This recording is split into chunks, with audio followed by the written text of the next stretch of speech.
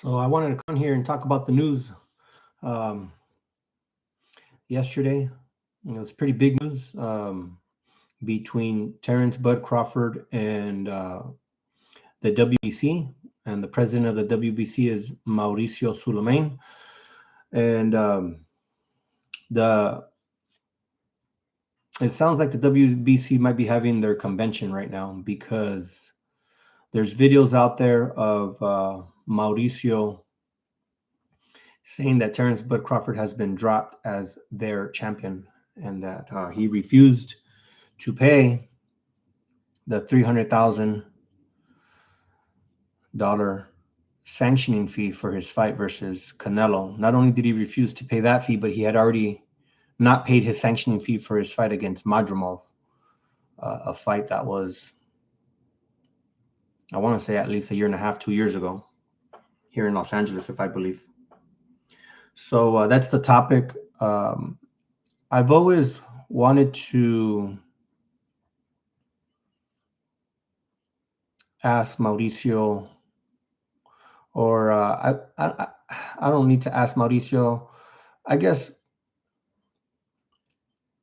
here in the United States, obviously the WBC, well, not obviously, if you know this, the WBC's main office is in Ciudad Mexico. It's in Mexico, capital city. And I was on their website. I was trying to do a little bit of research on them. I didn't want to come in here and make a video where I had no effort into digging out some of the information that I was looking for.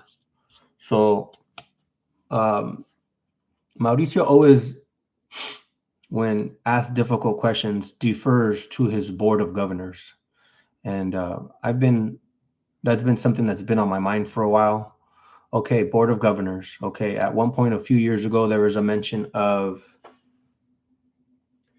the company, the business, the organization, whatever, however you want to describe it, as being a nonprofit. And obviously he's in Mexico, so maybe the rules that apply to a nonprofit in Mexico are very different from the rules that apply for a nonprofit here in the United States. So if you want to, there's different levels of nonprofits in the U.S. The one that I know the most about is the 501c3. And I live here in San Diego, in Southern California, and there's a lot of nonprofits in my area.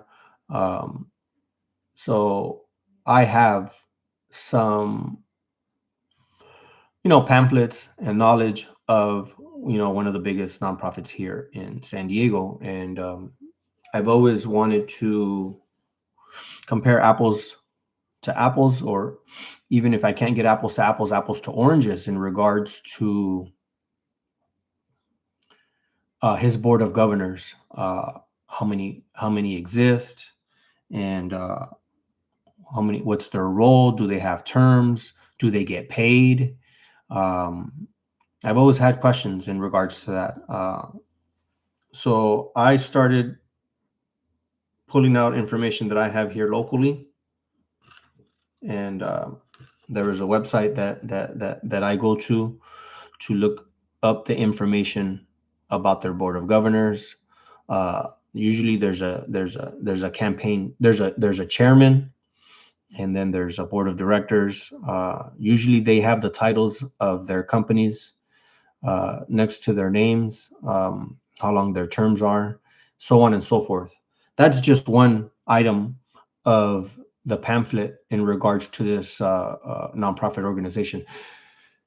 The part of the pamphlet that is the most intriguing is how they spend their money. Yeah, and this organization here locally in San Diego does a very good job of creating a pie chart and showing you a pie chart for their expenses and a pie chart for their revenue.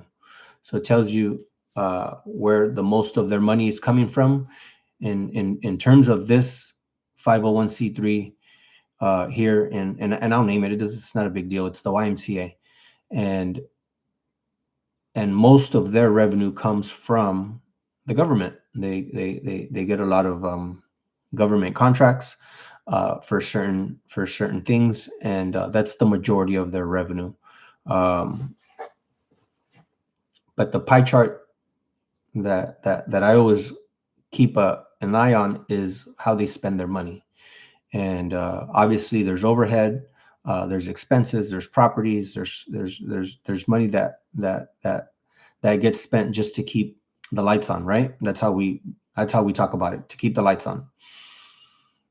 But if you're going to be a 501c3 here in the United States, you got to have a scholarship fund, or you have to make your services available to those who cannot afford to pay. And a few years ago, well, many years ago, they weren't tracking this, and they've started to track it now, and they do a lot better at it. But my question, because obviously there's interviews on both sides coming out. There's Mauricio sitting on his panel at his convention. I'm assuming there's a convention. I don't know. But it looks like he's at a convention. It looks like there's titles. There's a vice president title to the right of him and somebody else to the left. And now when I went on the website, I could see that Jill Diamond is in one of the pictures. So, okay. So now we got the board of directors up on a panel, right? And he's saying that because Terence Bud Crawford failed to pay a sanctioning fee, he's been stripped of his WBC title that he won for undisputed when he beat Canelo Alvarez. Now that's one side of the coin. The other side of the coin is Terence Bud Crawford, and he's saying all four sanctioning bodies agreed to a price, and Mauricio, or the WBC, changed the price. So he's saying they had already come up with an agreement, and Mauricio says it's 0.006 because I guess the normal, and correct me if I'm wrong, but I guess the normal percentage sanctioning fee is 3%. Well, 3% of a $50 million purse is, if I'm correct, it's $1.5 million. And Mauricio says, of course, we're not going to charge $1.5 million. That's absurd. But we're not going to charge the normal 3%, but we're going to charge, I don't like the number 0.006. It kind of makes things really confusing. So I'm going to go with, let's say 1%. 1% of $50 million is $500,000. So half of 1%, 0.005, is half of 500,000 is 250. So $250,000. If you use the 0.006, add $50,000 more, we're talking about 300, right? It sounds like from what Bud is saying, the WBA, the WBO, the IBF, and the WBC agreed to a certain amount. Everybody agreed, and it sounds like Mauricio changed the fee, the amount of the fee. It's interesting that he never paid the Madrimov fee, but yet he was allowed to fight for undisputed. So that's something that I'd want more clarification on. So that's Terence Bud Crawford's side, right? Mauricio says in a different interview, I think on the Ernesto Amador video. Ernesto Amador is a journalist. He lives in Las Vegas. He's the one that, as far as I saw on my social media, is the one that broke the story. And in that video, Mauricio said that the WBC was instrumental in making the fight happen, and that he's been part, and the WBC has always been part of Terence Bud Crawford's career, and that it's unfortunate that this is what's happened.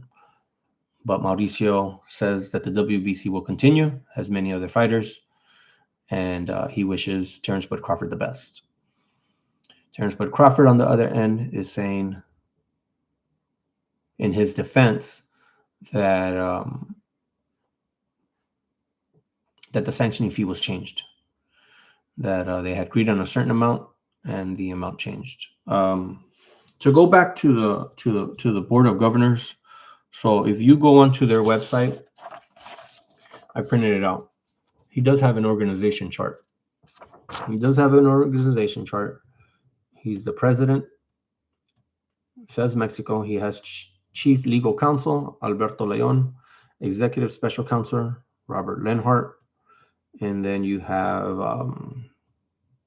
vice presidents. You have a list of vice presidents. You have a Supreme Council. You have the President's Advisory Board, and you have international secretaries. And then you have all this bracket down here, where you see the African Boxing Union, the Asian Boxing Council, the British Boxing Board, Central American and Caribbean Boxing Federation, Slavic and Baltic Country Boxing Bureau, the European Boxing Union, the North American Boxing Federation, the Oriental and Pacific Boxing Federation, and the South Continent Boxing Federation. FECONSUR. So at least we have some names and we have some numbers. I've never seen this before. I've always wanted this, but this is just a scratch of what matters to me. You know, one of the things that he mentioned was that of that $300,000, 275 was going to go to an account that goes directly to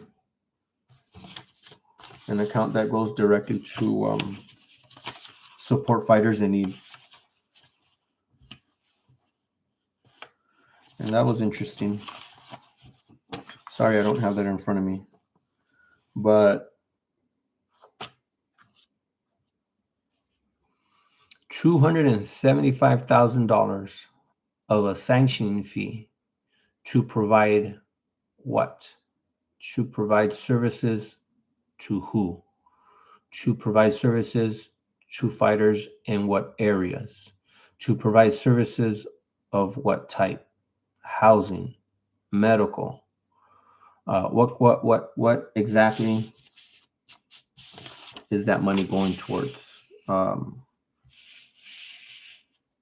Here in the U.S., like I mentioned, if you're a 501c3, you don't have to open your books completely to the government, but you do have to make annual reports. You have to make annual reports of what money came in and what money went out, where and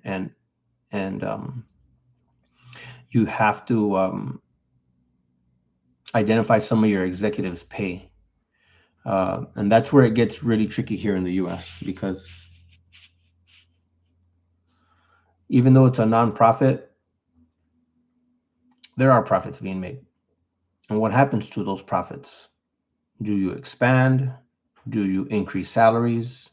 Do you provide better services to your employees? Do you do you give better dental, better medical, better eye and vision? Do you expand? Do you expand your services to a broader area? Do you pad your reserves in case something happens like it did in February of 2020 when COVID hit, and a lot of the white doesn't here locally doesn't just have big huge government contracts. It has a membership business plan as well. So there's about 18. I think at the height of it, there was about 18. I think it's down to 14 after COVID.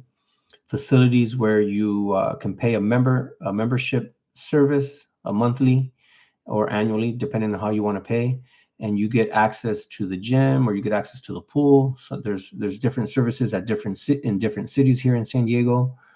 So that was another source of revenue for the YMCA.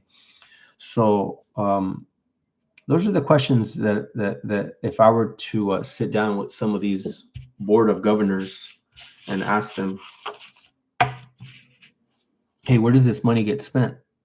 I live here in Southern California, so I've seen that through other people, Mauricio hosts an amateur tournament. I believe I believe one of the last ones. I'm not that into the amateur scene as much as I used to, but one of them, I believe it was a few years ago, there was an amateur tournament hosted by the WBC in Los Angeles. There might have been one the year before in El Monte. Um, and those things are not expensive. You got to bring in judges. You got to pay for an ambulance to be there. You have to pay for belts. You have to pay for a lot of overhead cost. You got to rent a facility. You got to pay the insurance. There's lots of costs that go into that. So I am.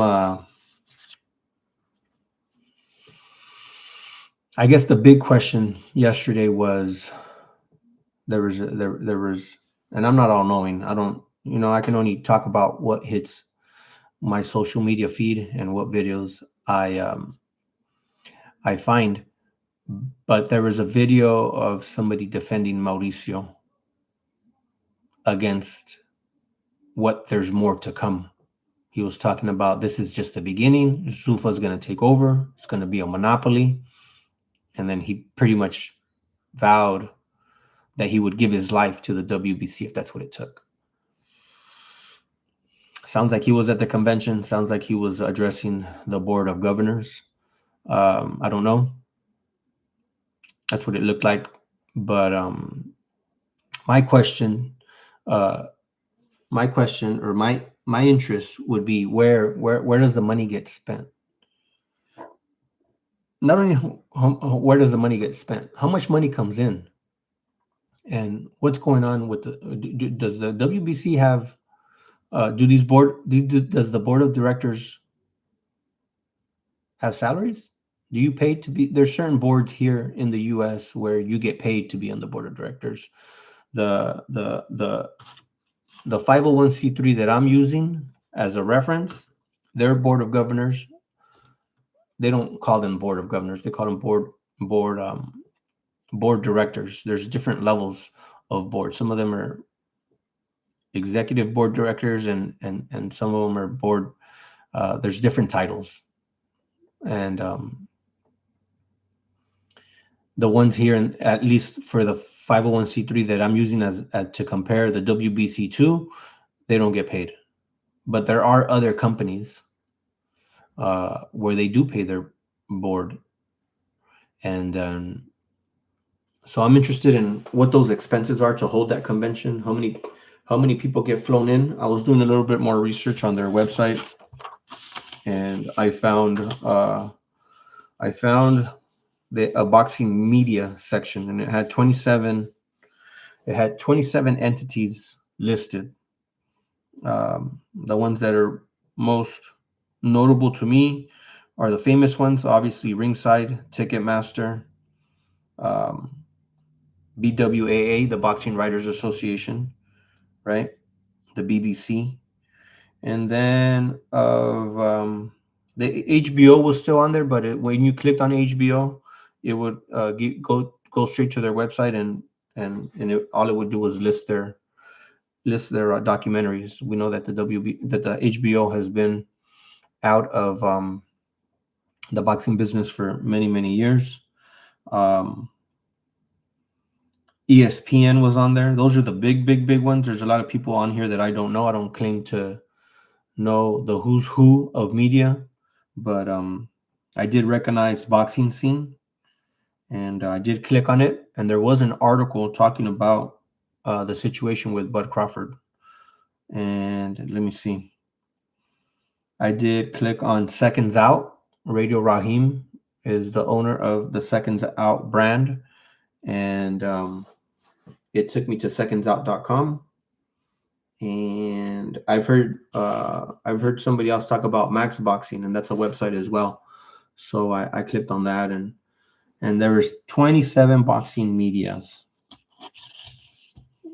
Some of them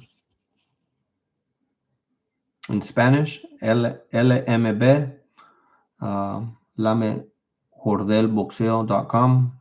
The articles were written in Spanish. And some of these had no articles at all. Most of them did, but there was one that took you straight to articles for sale, which was interesting. So there's that. And then there was another page that showed their promoters. And it was a short list, 3 columns, 7 promoters on each row. So a total of 21. Don King was listed twice. I don't know why he was in the first row, Don King, and then in the second row as Don King Promotions. But most of these were familiar. 360 Promotions, we know that that's Triple G's promoter. Tom Loeffler, All Star Promotions. I believe that's Tutu Zavala. Arena Box, Don King, Boxer. We know that Boxer is the guy that Eddie Hearn has beef with in the UK. That's the only reason I know who Boxer is. I don't know the young man's name. Diamond Boxing, DeBella. We know that Lou DeBella was one of the boxers that Al Heyman and PBC was using back in 2015, 2016 when they started. Golden Boy Promotions is on there. Golden Gloves. There's one called Jim. It just said Jim. Clicked on it, nothing happened. Iconic, Jab. Jab might be the one that's here locally in San Diego. 5-Star Boxing, Knockout, Main Events. We know Main Events because that's Kovalev's promoter. Forgive me for not knowing her name, but she also promoted her and her husband promoted Fernando Vargas. Marv Nation is new, relatively new. So we know that all the work that he's been doing in Southern California. Matchroom, Eddie Hearn's Matchroom Boxing, and about 3 more names that I can't pronounce. So that's the promoter list from the WBC website. And then I clicked on, it showed the industry, showed an industry list, and it had 1, 2, 3, 4, 5, 6, 7, 8, 9. I only had about 9 names on there. And obviously it had the names of the biggest glove manufacturers. Gleto was on there, Everlast and Grant. Hublot was on there. Forgive me if I'm pronouncing that wrong. It might be, the H might be silent, but I guess that's the ring. That's the watch that Canelo and Floyd Mayweather had got gifts from for promotion on their attire when they fought, and then ring Telmex. So I don't know. This is a start. I like that we can at least know people's names and how many people and who they are. I'd like to know what they do for a living. Here, like I said, when I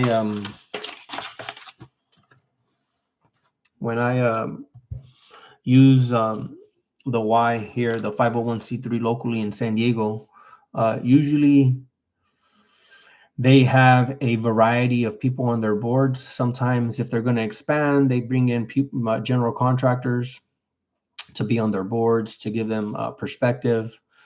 Sometimes if they need help in marketing, then they bring in people with communications expertise. Sometimes there's lawyers. A lot of times there's doctors, especially with the Y being so much for well-being and in the fitness industry. There's always doctors and hopefully nurses as well. They always try to bring in people in education. The Y is very connected to after-school programs, so having people in the education field is key. Accountants, everything you can think of. They always like to have a variety. They like to strategically put certain people on the board that they know that they're gonna use, that they can use their talents and their talents and their expertise and sometimes their treasure as well. Money. It takes money to run these boards. Locally, the YMCA does an annual fundraiser, and I think locally here in San Diego they raise between $6 and $7 million. So that's money directly from donations. The tricky part about receiving those donations is that some donors like to earmark where their donations must go. That's not always the case. Sometimes you get donors that say, "I believe in this organization. Do with the money as you see fit." And as long as it's for scholarships, as long as it's for people that are in need, that can't afford your services. So, but then there's other types of donors where they say, "I'm gonna give you this amount of money, and I want it for only this area, or I want it for this specific program, or I want it for whatever it may be, whatever that person feels their money should go to." That's not, but I don't think the 501c3 is going to say no to money. They're going to take it, even though it comes with demands. But as far as I know, most of the time, people give from their heart, and they say, "I believe in you. I believe in the YMCA. I believe in your organization. I will trust that your CEO, your CFO, your COO, your legal counsel, and your administration will do a good job with this donation." And then there's also capital campaigns, uh, where a certain branch in a certain city will raise money for a specific reason. Usually it's to build a building, to expand, or build a pool, or buy a new facility, or expand, have a second or a third facility in the same service area. So those are capital campaigns. That's a little bit different. Those you're asking for money for a specific reason. But annually, locally here in San Diego, the 501c3, known as the YMCA of San Diego County, raises $6 to $7 million.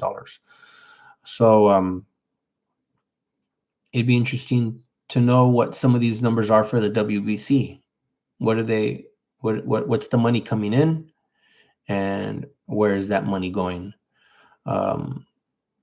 Mauricio takes a lot of heat. There's a lot of red flags. When he gives interviews, sometimes he gets easily rattled, and sometimes that's a red flag. If you can't answer certain questions about what your company or I'm pretty sure he's the one that used the word nonprofit. Nonprofit sometimes gets thrown around. Nonprofit doesn't mean there isn't huge amounts of money coming in.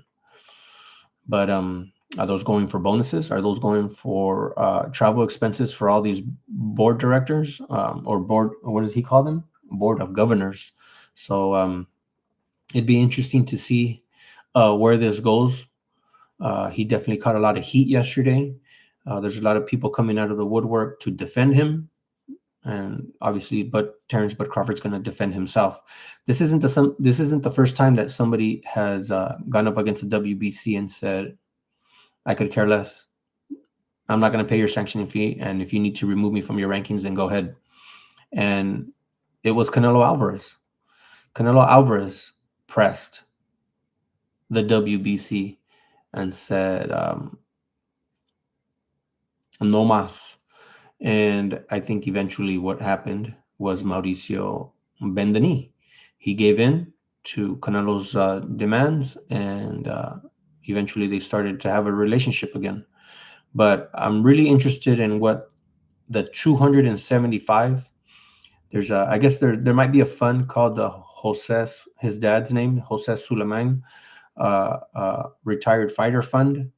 But that's a lot of money. And is most of that staying in Mexico? Is some of that coming to the U.S.? Is some of that going to Asia? Is some of it going to Europe, Africa? There's all these councils, right? So where does that money go? Does it go to Britain? Does it go to Slavic and Baltic country? It'd be really interesting. It'd also be interesting to know how much he invests in these amateur tournaments here in Southern California, and does it turn a profit, or is he using some of that $275,000 from sanctioning fees to generate or to invest in the sport, like he says? So this is just my 2 cents. Coming up on almost 30 minutes. I appreciate your time. I'm Sonteo Media. I have a YouTube channel here. I also am active on Instagram, and I have a Twitter account as well. But these are all interesting things that came up yesterday, and I just have tons of questions. Hopefully, some of you can answer in the comments, and maybe we'll get some of these answers. Maybe we won't. But I just wanted to use my knowledge of one of the biggest nonprofits here in San Diego, probably one of the biggest nonprofits in the U.S. And they roughly have, I want to say, like 300 million a year annual revenue. And I'm gonna I'm gonna get better at. I'm gonna download some software so that I can screen share, because all their information is online. I have old pamphlets of a few years ago, and of what those numbers used to look like for 300 million annual, and they do a lot of good things here in San Diego County. So I don't want to just take Mauricio's word for it. If you tell me the WBC is for boxing, and it has a Jose Sulaiman uh, retired fighter fund, then I'm interested to know more about it. So once again, thank you for joining me. I'm roughly at 30 minutes. I didn't want to make this video too much longer, but I hope you're well, and take care.